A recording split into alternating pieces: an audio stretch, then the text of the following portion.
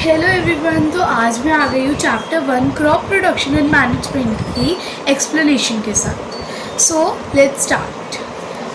We get our food from plants and animals. Food gives us energy, which is utilized by living organisms for carrying out essential life processes such as digestion, respiration, and excretion. To meet the food requirements of a country such as India, it's important to produce large amounts of food from plants and animal resources. Several kinds of animals are reared to obtain milk, meat, and eggs. In addition, food grains such as wheat and rice, pulses such as peas and beans, and a variety of vegetables and fruits are also grown on large scale.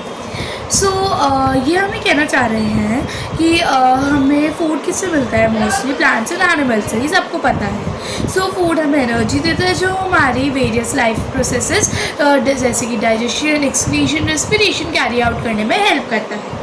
तो अब इतनी बड़ी country है हमारी India, जैसे सबको पता है, तो इसके फूड रिक्वायरमेंट मीट करने के लिए हमें बहुत ज़्यादा प्रोड्यूस करना पड़ेगा प्लांट एंड एनिमल रिसोर्स को। So let's see how it can be done. So बहुत सारे इधर एग्जाम्पल दे रखे हैं हमें, वीट, राइस, ये सारे एग्जाम्पल है। फूड ग्रीन्स के पल्स के एग्जाम्पल है, means green gram, lentils and black gram, और बीन्स, पीस, ये सब variety of fruits and vegetables हैं जो कि लार्ज स्केल पे हम ग्रो करते हैं। तो अब व्हाट इज़ अ क्रॉप? तो क्रॉप क्या होता है, एंड हम यहाँ सीखेंगे क्रॉप के टाइप क्या होते हैं।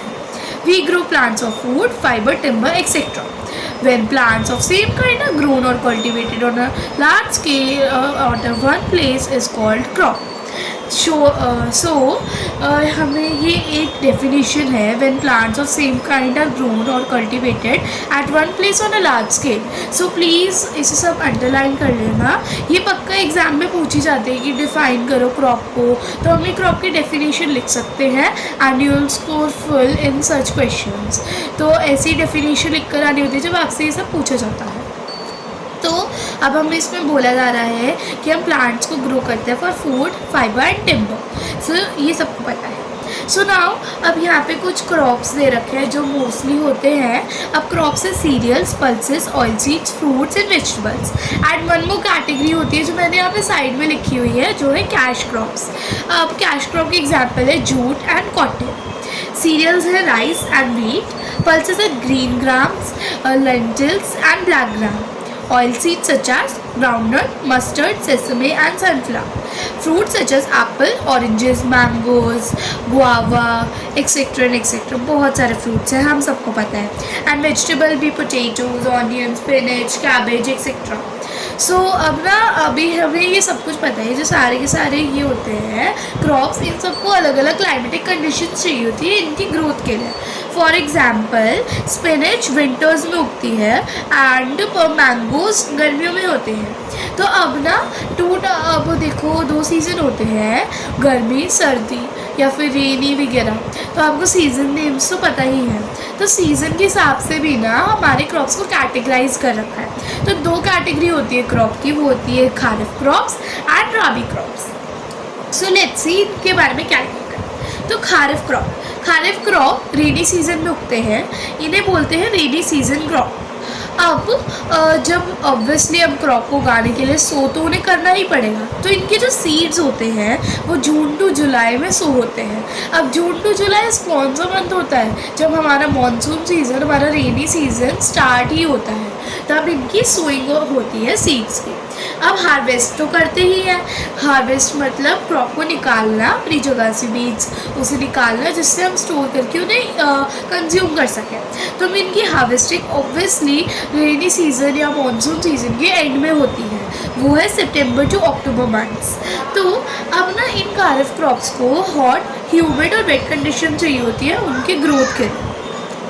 अब खारिफ क्रॉप के एग्जाम्पल्स हैं पैडी, राइस, मेज, groundnut, cotton, jute, watermelon, mango, spinach, pumpkin, कुछ फ्रूट्स एंड वेजिटेबल ऐसे ही। एंड सो अब हम चलते हैं, और हाँ, ये खारिफ क्रॉप में दोनों कैश क्रॉप्स मतलब जूट और कॉटन दोनों ही खारिफ क्रॉप्स में आते हैं। मतलब ये लोग रेनी सीजन में उगते हैं, इन्हें hot, humid and wait condition चाहिए होती है। सो आई होप आपको समझ में आ रहा होगा. सो राबी क्रॉप्स. अब राबी क्रॉप्स को हम विंटर सीजन क्रॉप्स बोलते हैं क्योंकि विंटर सीजन में ग्रो होते हैं. ऑब्वियसली अब इनकी भी sowing of seeds at the start of winter season होगी जो कि है अक्टूबर टू नवंबर, एंड इनकी harvest obviously end of the winter season होगी जो है मार्च टू अप्रैल. अब इन राबी क्रॉप्स को कोल्ड एंड ड्राई कंडीशन चाहिए होती है उनकी ग्रोथ के लिए. For example wheat, barley, mustard, pea, guava, oranges, cauliflower, carrot, radish, turnip और बहुत सारे fruits and vegetable etcetera etcetera. So section review 1 के आंसर आप लोग कमेंट्स में देना एंड मैं उन्हें चेक करूँगी. So let's move on to what steps are involved in agricultural practices. अब ऑब्वियसली गाइस अगर आप मान लो कोई चीज़ खरीदते हैं तो अब जब आप कोई चीज़ खरीदते हो उस चीज़ की आप केयर नहीं करोगे तो वो चीज़ ख़राब हो जाएगी तो टूट जाएगी या फिर वो यूज़ की नहीं रहेगी. तो अब वैसे ही क्रॉप्स होते हैं. अगर क्रॉप्स को हम उगाते हैं क्रॉप्स की हमारे ऊपर रिस्पॉन्सिबिलिटी आ जाती है. वैसे ही जब फार्मर्स क्रॉप को उगाते हैं फार्मर्स के ऊपर उस क्रॉप की रिस्पॉन्सिबिलिटी होती है. अब जब फार्मर्स उस क्रॉप का ध्यान नहीं रखेंगे तो ऑब्वियसली वो क्रॉप या तो ख़राब हो जाएगा या फिर वो यूज़ का नहीं रहेगा. सो अब तो कुछ अब उसको संभालने के लिए उसका ध्यान रखने के लिए कुछ स्टेप्स होंगे. तो अब क्रॉप का ध्यान रखने को तो हम एग्रीकल्चर बोलते हैं. तो क्रॉप का ध्यान रखने के लिए जो स्टेप्स फॉलो होंगे उन्हें एग्रीकल्चरल प्रैक्टिसेस बोलते हैं. सो लेट्स सी इसमें लिखा क्या हुआ है. The science of cultivation of food crops on a large scale is called agriculture. So अब इसे भी अंडरलाइन कर लेना बिकॉज ये भी एक इम्पॉर्टेंट डेफिनेशन है. कोई भी ऐसे क्वेश्चन पूछा जा सकता है एग्जाम में कि what is agriculture, define agriculture. तो हम इसमें ये आंसर दे सकते हैं that the science of cultivation of food crops on a large scale is called agriculture. So to have a good yield, farmers need to provide right conditions for healthy growth of crop. The series of activities performed by farmers in a particular sequence over a period of time are known as agricultural practices. So agricultural practices को अगर कोई define करने को बोलता है तो आप ये डेफिनेशन दे सकते हैं जो है the series of activities performed by farmers in a particular sequence over a period of time are known as agricultural practices. So अब हमें ये याद करना बहुत ज़्यादा ज़रूरी है कि एग्रीकल्चर प्रैक्टिसेस में इन्वॉल्व क्या हुआ है. वो है preparation of soil, selection and sowing of seeds, improving soil fertility, irrigation, crop protection, harvesting and storage. So अब हमें इन्हें भी लाइन वाइज ऑर्डर में करना पड़ेगा. अगर मान लो आप एग्जाम में ये लिखा हो preparation of soil then improving soil fertility फिर उसके selection and sowing of seed, so आपको मार्क्स नहीं मिलने वाले हैं. सो आपको इसके लिए पूरा लाइन वाइज करना पड़ेगा. तो first step preparation of soil, second step selection and sowing of seeds, and third step improving soil fertility, fourth step irrigation, fifth step crop protection, sixth step harvesting and storage is the seventh step. तो इसमें पूरे 7 steps included है. So अब जाते हैं सबसे पहले step पे जो है प्रिपरेशन ऑफ सॉइल. तो अब वो होता क्या है. The preparation of soil is the first step before growing a crop. जैसे कि मैंने बताया था ये स्टेप 1 है. Soil preparation involves plowing and tilling and leveling. If the soil is not rich in nutrients, farmer adds some nutrients to the soil by plowing. So अब इसमें ना हमें सॉइल प्रिपरेशन में भी 2 पार्ट्स मिलते हैं जो होता है प्लोइंग या फिर आप टिलिंग भी बोल सकते हैं और दूसरा पार्ट है लेवलिंग. तो आइए फर्स्ट पार्ट पढ़ते हैं जो कि है प्लोइंग या फिर टिलिंग. तो अब हमारे पास वैसे ही जैसे हमने सभी एग्रीकल्चर प्रैक्टिसेस, एग्रीकल्चर और क्रॉप की डेफिनेशन निकाली थी वैसी प्लोइंग और टिलिंग की भी डेफिनेशन है जो कि है the process of loosening and turning the soil is known as ploughing और टिलिंग. सो डेफिनेशन है. अगर आपसे कोई पूछता है कि मीनिंग बताओ इसका डेफिनेशन बताओ so you can write this. So अब क्या होता है. अब इसके कुछ बेनिफिट्स है हमारे पास प्लोइंग के. अब हर चीज़ के बेनिफिट्स होते हैं. सो हियर इट इज सब बेनिफिट्स, सिग्निफिकेंस और importance. So first it allows the plant root to penetrate deeper into the soil so that the growing plant and help more firmly to the ground. So अब नहीं क्या करता है जो अगर जो प्लो हो जाती है, टिल हो जाती है सॉइल तो वो उसके प्लांट्स को मतलब क्रॉप की जो रूट्स होती है उसे इतना ज़्यादा डीपली जाने को अलाउ कर देता है कि जो प्लांट है मतलब फॉर्मली हेल्ड हो जाता है जिससे वो पानी से कभी उड़ेगा नहीं, विंड से कभी जाएगा नहीं और किसी बर्ड के मतलब कोई खा भी नहीं पाएगी. So next step, it helps create air spaces in the soil so that the roots so that the plant roots can breathe easily. सो अब हमारे गमले होते हैं घर पे भी, उनमें भी नीचे एक होल होता है। तो वो क्यों होता है कि ताकि जो हमारा प्लांट है वो ब्रीथ कर सके, प्लांट की रूट ब्रीथ कर सके। अब सबको पता है कि प्लांट्स आर लिविंग थिंग्स, सो उन्हें भी कुछ ब्रीथ करने के लिए चाहिए, वरना उनकी भी डेथ हो जाएगी। सो अब हम चलते हैं थर्ड पे, जो है it brings nutrient rich soil on the top of the ground so that the plant can use this nutrients to grow.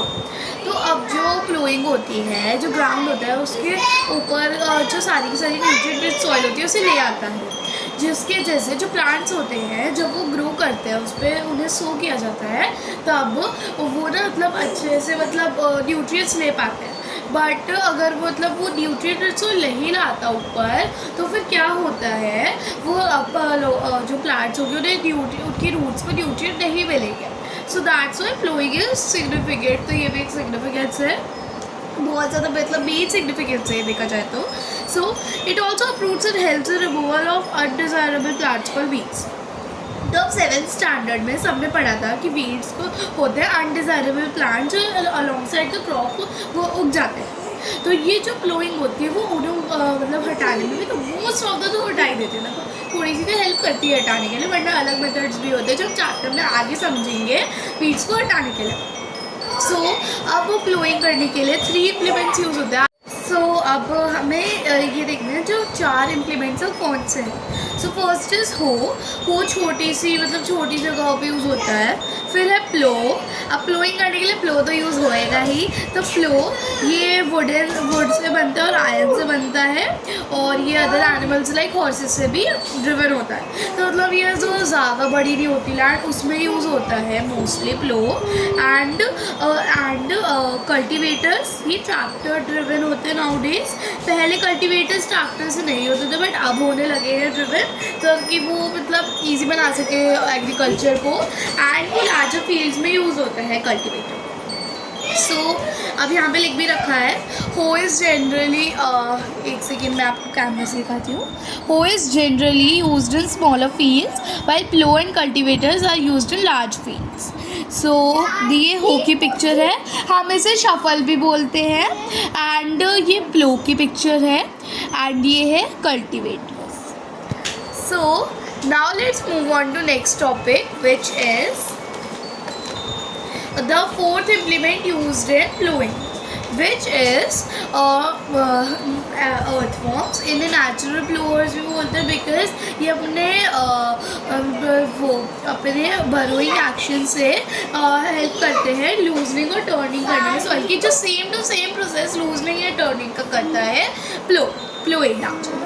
तो ये नेचुरली करता है एंड डेड और डीके ऑर्गेनिज्म को ही मार भी देता है, जिससे हमें एक बहुत ज़्यादा इम्पॉर्टेंट वो होता है। सो ये जो होते हैं मतलब ये dead and decay animals and plants को मतलब कर देता है, dead and decay animals and plants को ब्रोकन डाउन कर देता है, जिससे एक वो सब्सटेंस होता है हमस, वो रिलीज़ हो जाता है सॉइल में। तो जिससे ये जो हमस होती है ना बहुत ज़्यादा रिच इन न्यूट्रिएंट्स होती है प्लांट के लिए, तो इसलिए हम जो अर्थवॉर्म्स होते हैं उन्हें फ्रेंड्स ऑफ फार्मर्स ही बोलते हैं। So now let's go on to levelling. तो लेवलिंग की डेफिनेशन है, after ploughing is over big lumps of soil called crumbs may remain in the soil. The crumbs need to be crushed to level the soil. This process is known as leveling. तो ये है definition levelling की। So now अब हम levelling की significance समझ लेते हैं। अभी मैंने यहाँ पे कट कर रखा है बिकॉज मैंने इसे शॉर्ट बनाने की कोशिश की, तो लेट अस रीड इट। जो मैंने अपना शॉर्ट बनाया उसे रीड करते हैं सबसे पहले। It ensures the crushing of crumbs. Second, it also prevents the soil erosion. Third, it ensures that the plowed soil is not blown away by wind or drained off by water. So ये है, मैंने इसे short बनाया था। I hope कि short करने से help होगा। किसी को भी लॉन्ग की पिक्चर चाहिए होगी so they can ask me in the comments, मैं एडिट कर दूँगी वीडियो में ही बुक की मतलब पेजेस की। अगर किसी को पिक्चर चाहिए होगी जिन बच्चों के पास बुक नहीं है ये और उन्हें इस बुक से पढ़ना है, so I will attach pictures of this book at the last of video after you see in the comments. So now ये हो गया। अब now implements used in levelling. तो लेवलिंग में बस एक ही इम्प्लीमेंट यूज़ होता है, वो है लेवलर, जो बनता है वुडन और मेटल प्लैंक से। सो ये ट्रैक्टर ड्रिवन भी हो सकते हैं, बल्लोक्स भी ड्रिव कर सकती है, जैसे इस पिक्चर में दे रखा है वैसे ही। सो नाउ अब जाते हैं हम सेकेंड टॉपिक पे, मतलब second step of agriculture practice which is selection and sowing of seed. So अब इसकी जो डेफिनेशन है, सोइंग की डेफिनेशन है, the process of planting seeds in the soil is called sowing. So ये जो मतलब ये है सोइंग की definition, we put the defined sowing so you can write this. अब so now to get high yield crop, the selection on seed is very important. Healthy and good quality seed should be selected, as diseased and low quality seed is reduce the crop yield. Once the seed are selected, they can be sown. सो अब ना कुछ care भी करनी होती है, हमें सो करते हैं सीड को। पहली केयर, जो सीड्स हैं वो मॉइस्ट और एयरी सॉइल में मतलब सो कर देना चाहिए, वरना अगर फ्लडेड विद वाटर या फिर कुछ ज़्यादा ही ड्राई सॉइल में कर दी जाए तो प्लांट के लिए वो सही नहीं है, it will रूइन the plant. Second है कि इसे अप्रोप्रिएट डिस्टेंस में, मतलब दो सीड्स को ना ही ज़्यादा पास ना ही ज़्यादा दूर आप सो करें, क्योंकि अगर ज़्यादा दूर करेंगे तो कल्टिवेटेबल सॉइल की वेस्टेज होगी, और ज़्यादा पास पास करेंगे तो प्लांट में कंपटीशन हो जाएगा, कॉम्पीट करेंगे और उन्हें प्रॉपर न्यूट्रिएंट, सनलाइट, वाटर नहीं मिलेगा। Then third is proper depth होना चाहिए। अगर ज़्यादा ही नीचे कर दिए सॉइल में तो फिर वो अच्छे से प्रेरिट, मतलब वो अच्छे से वो नहीं कर पाएंगे, means they can't be germinate नहीं कर पाएंगे वो सही से। एंड अगर उन्हें ऊपर ही पूरा कर दिया तो वो जल्दी उड़ जाएंगे, पानी से निकल जाएंगे, विंड से उड़ जाएंगे, कोई बर्ड कोई एनिमल उन्हें खा लेगा, तो वही। सो अब इसमें इम्प्लीमेंट्स यूज़ होते हैं सीड ड्रिल, और या फिर मैनुअली ब्रॉडकास्टिंग से ऐसे फैला देते हैं वो सीड्स। तो ब्रॉडकास्टिंग ज़्यादा अच्छा मेथड नहीं है। अब यहाँ पे दोनों मेथड्स को ना डिस्क्राइब कर रखा है, लेट मी शो यू। ये देखिए ब्रॉडकास्टिंग को भी यहाँ पे कर रखा है। एंड सो यहाँ पे इम्प्लीमेंट्स यूज्ड इन सोइंग ये सब बता रखा है, मतलब जो इम्प्लीमेंट एक तो मैनुअली और एक मशीनरी मेथड को डिफाइन कर रखा है। तो ब्रॉडकास्टिंग में यही दे रखा है इतने बड़े पैराग्राफ में कि ब्रॉडकास्टिंग प्रॉपर डेप्थ पे नहीं करता है, अनइवनली डिस्ट्रीब्यूट करते, प्रॉपर डेप्थ नहीं रहती सीड्स की, प्रॉपर डिस्टेंस नहीं रहता सीड्स में। तो फिर मतलब ये बहुत ज़्यादा मतलब वो है, मतलब गंदा मेथड है, मतलब इसकी डिसएडवांटेजेस डिसएडवांटेजेस हैं। तो अब हम इसकी डेफिनेशन याद करते हैं। तो इसकी डेफिनेशन है, the manually sowing of seed is called broadcasting. So if anyone asks you the define broadcasting, you can say the manual sowing of seeds is known as broadcasting. And अब implements जो use होते हैं seed में वो है seed drill, tractor driven seed drill. आजकल seed drill tractor driven होने लगी है, पहले वो भी नहीं होती थी। अब देखो सीड ड्रिल में क्या होता है, एक फनल होती है, फनल में बहुत सारे छोटे छोटे होल होते हैं। अब होल में सीड डालते हैं, जैसे ही ट्रैक्टर चलता है तो फनल में से एक एक करके सीड धीरे धीरे गिरने लग जाते हैं, जिससे प्रॉपर डेप्थ रहती है, प्रॉपर डिस्टेंस रहता है। अब जो फनल होती है ना वैसे ड्रिल करती है, तब इसका नाम है सीड ड्रिल। तो ड्रिल करती है सॉइल के अंदर, जहाँ पे प्रॉपर डेप्थ से ड्रिल करके सीड को ड्रॉप करती है, इसलिए प्रॉपर डेप्थ, प्रॉपर डिस्टेंस। अब जो सॉइल का जो मैंने बताया था थर्ड वाला जो था हमारा केयर कि मॉइस्ट और एयरी सॉइल में करना है, वो फार्मर्स की रिस्पॉन्सिबिलिटी होती है, we can do this anything. अब आते हैं third step of agriculture practice which is how the can soil fertility be improved. अगर थोड़ा कैमरा की क्वालिटी बेकार आ रही है, आई एम रियली सॉरी, मैं नेक्स्ट वीडियो में थोड़ा अच्छा लाऊंगी camera. So now how can soil fertility be improve. तो अब फर्टिलाइजर्स से ही करते हैं ऑब्वियसली।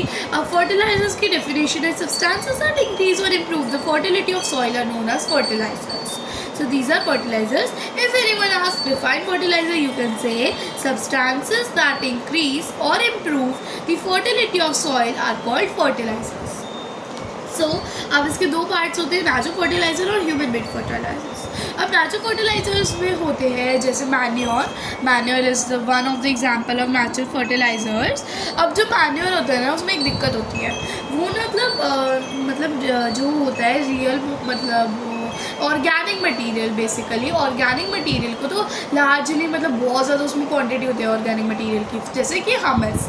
लेकिन अब जो आर्टिफिशियल होता है, आर्टिफिशियल में मतलब जो इंपॉर्टेंट न्यूट्रिएंट्स होते हैं जैसे कि NPK, नाइट्रोजन, फॉस्फोरस और पोटाशियम, ये ह्यूमन मेड फर्टिलाइजर्स में ही होते हैं, ये इसमें नहीं होते हैं नेचुरल फर्टिलाइजर में। तो वो अब ना इस वजह से जो फार्मर्स होते हैं, अब ये तो प्लांट के लिए मोस्ट इंपॉर्टेंट है, नाइट्रोजन, फॉस्फोरस और पोटाशियम, NPK, ये बहुत ज़्यादा ज़रूरी होते हैं प्लांट्स के लिए। तो फार्मर्स को नेचुरल फर्टिलाइज़र होते हुए भी ह्यूमन मेड फर्टिलाइज़र पे रिलाई करना ही पड़ता है। अब ये जो हाँ, ये नेचुरल फर्टिलाइज़र ना ही वाटर पोल्यूशन कॉज करते हैं ना ही लैंड पोल्यूशन, बिकॉज ये नेचुरल होते हैं, नेचुरल थिंग्स से बनते हैं। अब हम जाते हैं ह्यूमन मेड फर्टिलाइज़र पे। ऑब्वियसली केमिकल फर्टिलाइज़र होते हैं और ये फैक्ट्रीज में बनते हैं, बट मैन्युअल एक नेचुरल फर्टिलाइज़र है। अब ये बताऊँ किससे बनता है? जो गाय का गोबर होता है, मीन्स काउज डंक, ये उससे बनता है। जब dead and decaying plants and organisms decompose हो जाते हैं सॉइल में, तो उससे बनता है। अब ये जो ह्यूमन मेड फर्टिलाइज़र पे थे हम, ह्यूमन मेड फर्टिलाइज़र में बहुत सारे मतलब रिच न्यूट्रिएंट्स होते हैं, जैसे कि NPK, nitrogen, phosphorus, potassium, urea, ammonium phosphate, super phosphate, potash, ये सब होते हैं। और ये मतलब प्लांट से मतलब ये कॉन्सेंट्रेटेड फॉर्म में होते हैं, जिससे प्लांट ने अच्छे से डिज़ोल्व करेगा, अच्छे से एब्जॉर्ब कर लेते हैं अपने अंदर ह्यूमन मेड फर्टिलाइजर। बट अगर एक्सेस हो गई है ह्यूमन मेड फर्टिलाइजर्स, बहुत ज़्यादा हमने यूज़ कर लिया वैसे, तो ये वाटर पॉल्यूशन भी कॉज करेगा और लैंड भी। अब एक जो तीसरा मेथड भी होता है सॉइल फर्टिलिटी को इम्प्रूव करना, जिसमें हम अब ना बिना फर्टिलाइज़र के भी हम सॉइल फर्टिलिटी इम्प्रूव कर सकते हैं। उसके होते दो मतलब मेथड्स होते हैं, फैलो लैंड और क्रॉप रोटेशन। तो फैलो लैंड बेसिकली क्या होता है, इसमें ना हम अनकल्टिवेटेड रख देते हैं दो क्रॉप्स के बीच की लैंड को। अब तब तक क्या होता है, इसमें सीज़न में भी हम नहीं करते इसमें कोई प्लांट ग्रो, ये टेल भी होती है, फ्लो भी होती है, लेवल्ड भी होती है ये सॉइल, लेकिन इस पर कोई क्रॉप नहीं उगाते। क्यों? जब तक ये क्रॉप नहीं उगाएंगे उस टाइम पीरियड में, मान लो 1 महीना हमने नहीं उगाया कोई क्रॉप, तो 1 महीने में वो अपने लॉस्ट न्यूट्रिएंट्स को रिप्लेनिश कर लेगी, सॉइल रिप्लेनिश कर लेगी। तो अब क्रॉप रोटेशन में क्या होता है, क्रॉप रोटेशन की डेफिनेशन है, crop rotation is the practice of planting different types of crop sequentially on the same plot of land to improve soil fertility. So ये क्रॉप रोटेशन की डेफिनेशन है। ये मैंने देखी यहाँ पे मार्क भी कर रखी है, अंडरलाइन कर रखी है, आपको दिख रही है। हाँ, तो फिर ये है। अब जैसे मान लो हम जब वीट उगाते हैं किसी लैंड पर, जैसे मान लो ये लैंड है, ये बुक, अब मैंने इसमें क्रॉप उगाया वीट। अब जो वीट है ना बहुत ज़्यादा नाइट्रोजन ले लेती है, जिसकी वजह से जो सॉइल में नाइट्रोजन होता है वो कम पड़ जाता है, नाइट्रोजन डेफिशिएंट हो जाती है सॉइल। तो अब इसे नाइट्रोजन से भरने के लिए हम इसे ना दूसरे क्रॉप से भर देंगे, जैसे कि पीस। तो पीस के रूट नोड्यूल्स हमने 7th में पढ़ा था कि जो रूट नोड्यूल्स होते हैं उसमें राइजोबियम बैक्टीरिया होता है, जो नाइट्रोजन फिक्सिंग बैक्टीरिया होता है। तो जब हम ऐसे पीस, बीन्स ये सब उगाते हैं, उनकी रूट नोड्यूल में से जो होता है नाइट्रोजन फिक्सिंग बैक्टीरिया निकलता है सॉइल में, उसकी नाइट्रोजन को रिप्लेनिश करता है। और जो लैंड है नाइट्रोजन डेफिशिएंट से नाइट्रोजन मतलब उसमें आ जाती है और वो नाइट्रोजन फिक्स हो जाती है उसमें। सो यही होता है कॉन्सेप्ट क्रॉप रोटेशन का और फैलो लैंड का। So now what's irrigation? This is the 4th step of our agriculture practices. Yeah, am I right? Yes. So irrigation की definition है, the watering of fields by artificial means to help plant grow is known as irrigation. सो अब traditional irrigation system होता है इसमें भी, और इसमें modern irrigation system भी होता है। यहाँ पे आप देख सकते हैं। अब ट्रेडिशनल इरिगेशन सिस्टम में 4 मेथड होते हैं, वो होते हैं mode system, chain pump system, देखली सिस्टम, राहत सिस्टम। अब सच बताऊँ तो एग्ज़ाम में इन चारों के बारे में नहीं पूछा जाता।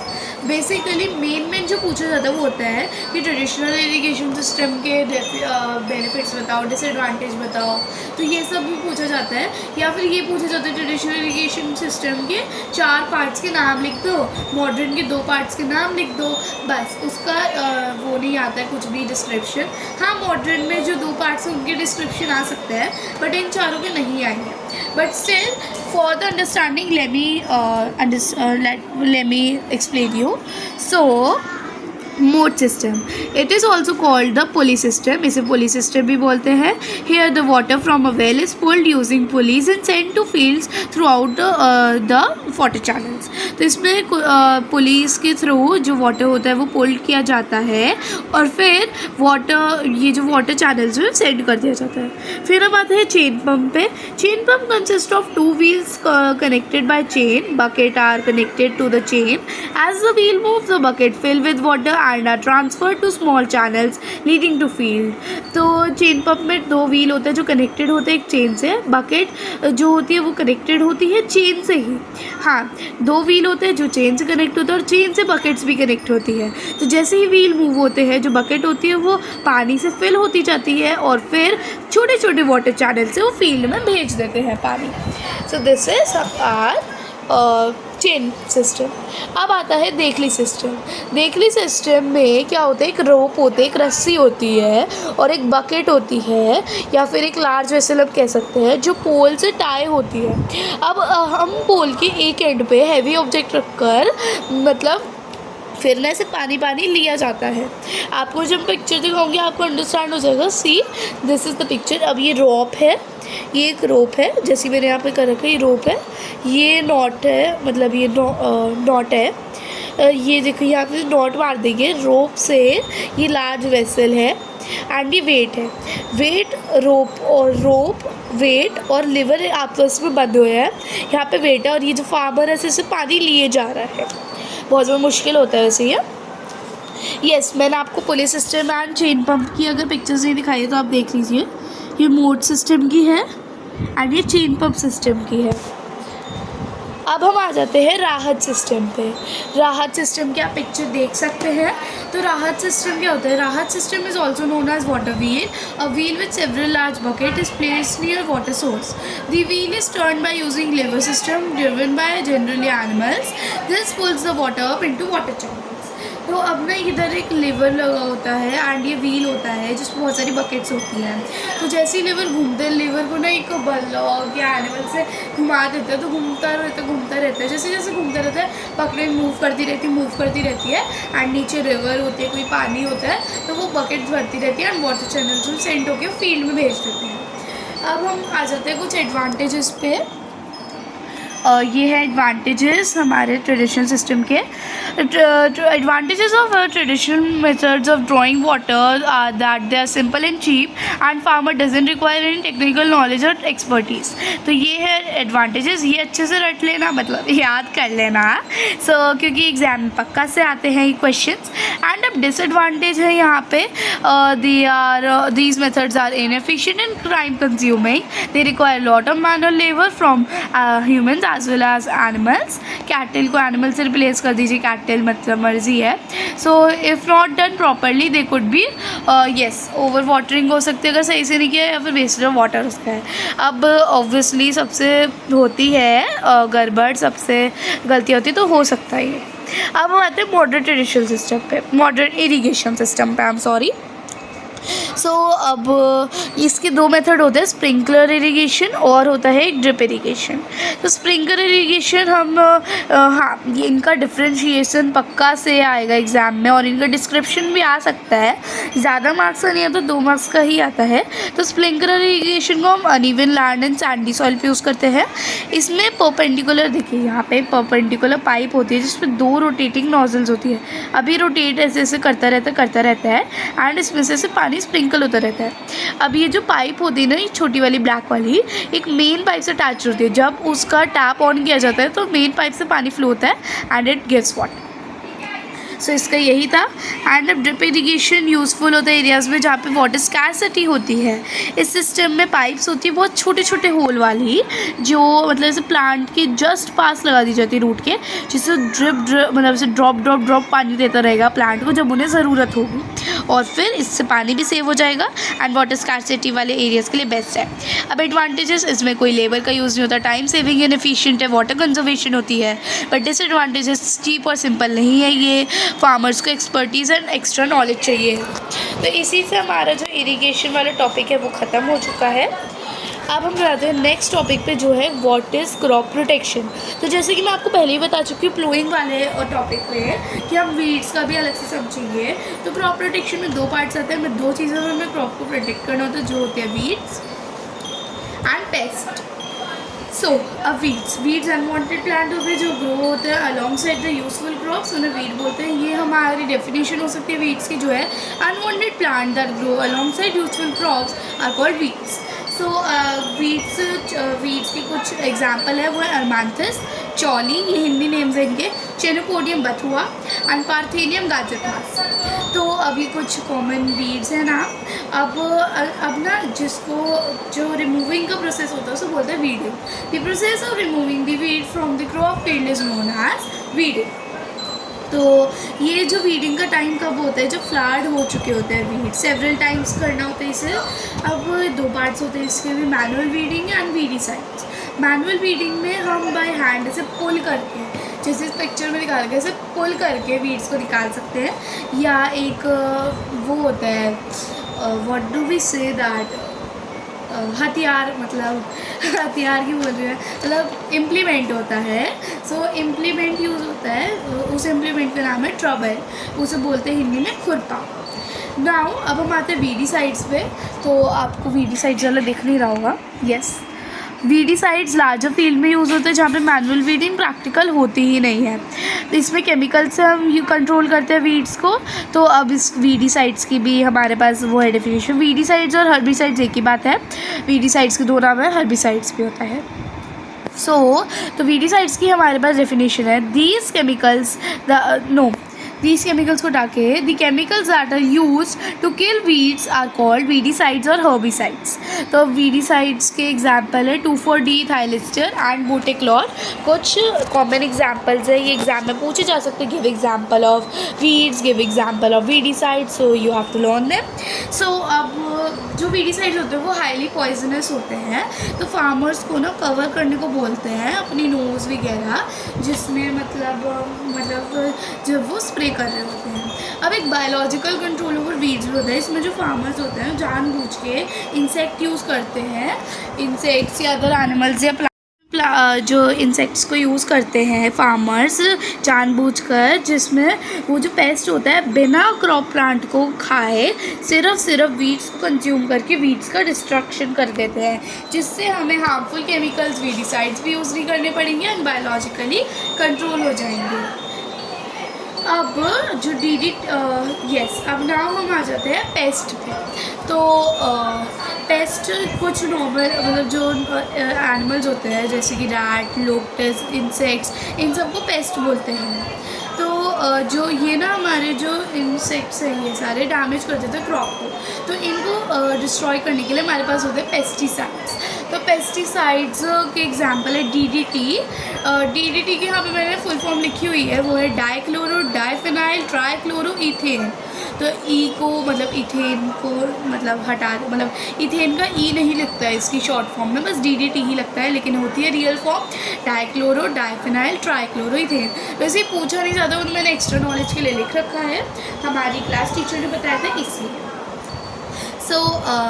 तो हमारे पास पेस्ट की डेफिनेशन है, दी इंसेक्ट्स और animals which consume our crop are known as pest. तो अब हम जाते हैं स्टेप नंबर 6 हार्वेस्टिंग पे। तो हार्वेस्टिंग का मतलब हमारे पास डेफिनेशन है, the cutting and gathering of crop after its matured is called harvesting. तो anyone if asked the definition of harvesting, you can say the cutting and gathering of crop after it's mature is known as harvesting। तो जो wheat plant होता है जब वो mature हो जाता है और उसका हार्वेस्ट करने का टाइम आ जाता है वो येलोइश हो जाता है। अब वो जो हार्वेस्टिंग होती है वो भी 2 टाइप से होती है, मैनुअल और बाय इम्प्लीमेंट्स। तो इम्प्लीमेंट्स यूज़ करके होती है हार्वेस्टर्स से, मशीनरी, इम्प्लीमेंटली मशीनरी। तो मशीनरी जो होता है हार्वेस्ट करने का क्रॉप वो होता है बाय हार्वेस्टर। हार्वेस्टर एक मशीन है एंड सिकल से हम मैनुअली कर सकते हैं, मैनुअली बाय पुलिंग भी हो सकती है एंड सिकल एक टूल होता है जिससे हम कट कर सकते हैं क्रॉप को जो मैच्योर हो गया है, जो हार्वेस्ट करने का जिसकी बारी आ चुकी है। Now threshing. तो थ्रेशिंग हार्वेस्टिंग के बाद एक प्रोसेस होता है, ये स्टेप्स ऑफ एग्रीकल्चर में नहीं है, मतलब ये हार्वेस्टिंग में ही आता है। तो अब जो थ्रेशिंग होता है तो इसकी हमारे पास डेफिनेशन है, the process of separating grain from crop plant is called threshing. तो ये डेफिनेशन है। आजकल एक मशीन यूज़ होती है, अब थ्रेशर एक मशीन है जिससे हम थ्रेशिंग कर सकते हैं क्रॉप की, और मैनुअली हम कैसे कर सकते हैं, मतलब किसी एनिमल को ना चलवा दो क्रॉप के ऊपर, उससे भी हो जाती है, उससे ग्रेन सेपरेट हो जाता है क्रॉप प्लांट से। एंड अब थ्रेशर से भी हो जाता है, और एक मशीन आती है कंबाइन जो हार्वेस्टर और हार्वेस्टिंग एंड थ्रेशिंग दोनों कर देती है। तो ये एक ड्यूअल मशीन हो गई है टाइप ऑफ। अब इसके बाद थ्रेशिंग के बाद एक और प्रोसेस होता है हमारे पास, जो है विनोइंग। अब मैं आपको कंबाइन के बारे में एक और बात बता दूँ, यहाँ पे रियल वर्ड कनेक्ट में लिखी हुई है, मैंने यहाँ पे मार्क भी कर रखे ब्रैकेट से। Let me tell you, a combine cuts the crop, threshes it and separates the chaff from the grain all in one go. However this leaves behind stub of crop plant in the field. अब अगर इससे ना ये पता चलता है, अगर ये कोई ये बोलता है कंबाइन के डिसएडवांटेज बताओ, so it can be written it leaves stubs of crop plant behind the field. अब तो विनोइंग सुनिए, विनोइंग होता है the process of removing seeds from the chaff is known as winnowing. तो अब भले ही बुक में मेंशन नहीं कर रखा है कि कंबाइन बोथ मतलब थ्रेशिंग, हार्वेस्टिंग और विनोइंग तीनों कर देती है, बट वो करती है, रियल वर्ड के में लिखा है। तो अगर आपसे एग्जाम में पूछा जाए तो यही लिखना कि हार्वेस्टिंग और थ्रेशिंग ही करती है, बट अगर ये पूछ लिया जाए कि विनोइंग करती है येस और नो, तो आपको लिखना है yes it does, because winnowing वही प्रोसेस है जो यहाँ पे लिखा हुआ है, the process of separating chaff from its seeds is known as winnowing.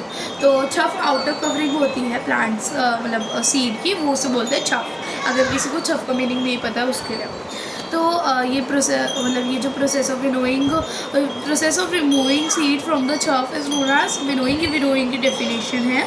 And winnowing में क्या होता है, chaff को रिमूव करने के लिए इसके दो मेथड होते हैं, मैनुअली। अगर मैं थोड़ा सा तेज़ जा रही हूँ तो I am sorry. So now अब विनोइंग में मतलब क्या होता है, दो मेथड होते हैं, manually winnowing and with winnowing machine. हाँ, इसके लिए विनोइंग मशीन यूज़ होती है।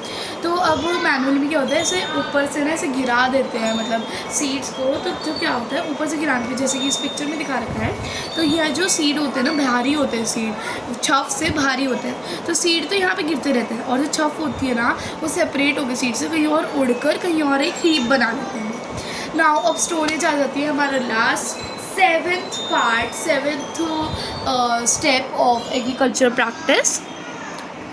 सो स्टोरेज। अब हमें पता है कि जो क्रॉप्स होते हैं वो हार्वेस्ट होते हैं एक बार साल में, लेकिन उन्हें कंजप्शन के लिए रिक्वायर होते हैं वो पूरे साल। तो मतलब साल में एक बार हार्वेस्ट होता है और कंजप्शन के लिए पूरे साल चाहिए होते हैं।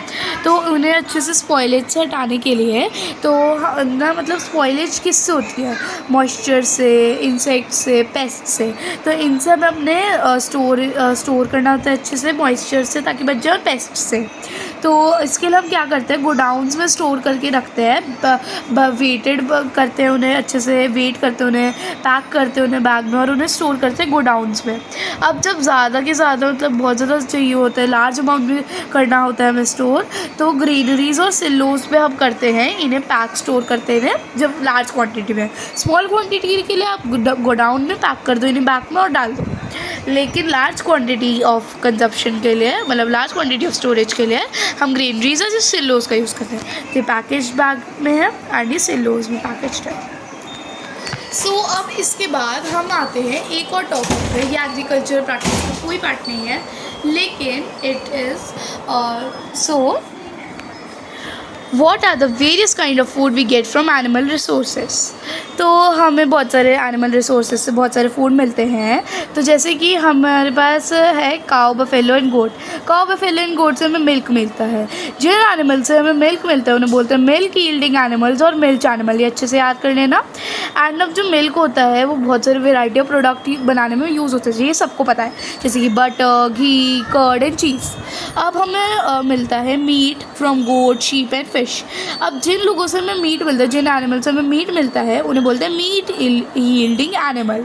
जैसे कि चिकन हो गई, डक हो गई, टर्की हो गई, इनसे हमें मीट मिलते हैं, मतलब मीट मिलता है। अब गोट, शीप और फिश से भी। तो अब जो चिकन, डक, टर्की है उनसे तो हमें एग्स भी मिलते हैं। तो जिनसे हमें एग और मीट दोनों ही मिलते हैं उन्हें बोलते हैं meat and egg yielding animals. और रेयरिंग ऑफ फिश को हम बोलते हैं, और rearing of fish on large scale उसे बोलते हैं पेसिकल्चर। सो हमें हनी मिलती है, हनी बीज से सबको पता है। The rearing of honey bees on large scale is known as apiculture. तो ये एपीकल्चर की डेफिनेशन हो गई। ये पेसिकल्चर क्या है, डेफिनेशन हो गई। ऐसे क्वेश्चन भी आते हैं, the rearing of fish on large scale is known as, तो आंसर होगा पेसिकल्चर। सो अब वैसे ये भी पूछ रहा था, the rearing of honey bees on large scale is known as apiculture. ये मेरे एग्ज़ाम में भी आया था, हमारे एग्ज़ाम हो चुके हैं एक्चुअली PT1 के, तो फिर वो मेरे एग्ज़ाम में भी यही क्वेश्चन आया था, मैंने मतलब सही कर दिया था। सो नाउ अब हम आते हैं नेक्स्ट वाली एक और टॉपिक है, वो है animal husbandry. So animals are rear at home और इन फार्म्स। अब होम पे कैसे होता है, हम पेट ही नहीं रखते, बहुत सारे लोग पेट होते हैं, तो वही होता है rearing of animals at home. So animals are reared at home और इन फार्म्स। सो आप लोग प्लीज़ बैकग्राउंड नॉइज़ को मतलब इग्नोर करना, मुझे पता है बहुत सारा बैकग्राउंड नॉइज़ हो रही है। Next time I will try to मतलब avoid this. So animals are reared at home or in farms have to be provided with proper food, shelter and care. Raising animals on large scale for meat, fiber, milk or other products including their day-to-day care is known as animal husbandry. It is also called livestock farming. This practice is employed to increase production of animal products, includes feeding, breeding and disease control of animals.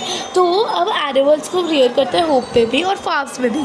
उन्हें proper food चाहिए होता है, shelter चाहिए होता है और care चाहिए होती है। तो अब ये एनिमल हस्बेंड्री की डेफिनेशन है, वो है raising animals on large scale for meat, fiber, milk and other products including their day-to-day care is called animal husbandry.